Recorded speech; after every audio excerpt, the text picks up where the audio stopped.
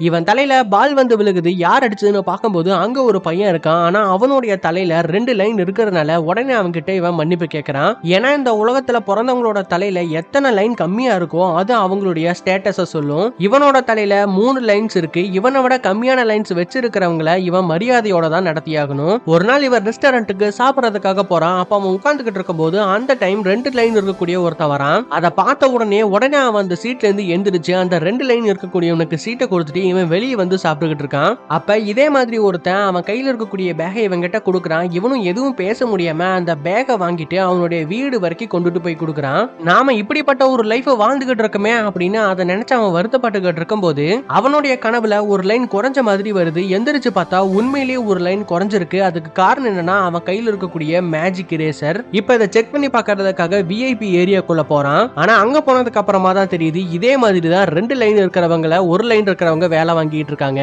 So உடனே அவன் கிட்ட இருக்கக்கூடிய மேஜிக் இரேசரை வச்சு இன்னொரு லைன் அழிச்சு இப்ப அவன் விஐபியா மாறிடுறான். இதுக்கப்புறமா அவங்க எல்லாரும் இவனுக்கு ராஜ மரியாதை கொடுக்க ஆரம்பிக்கிறாங்க.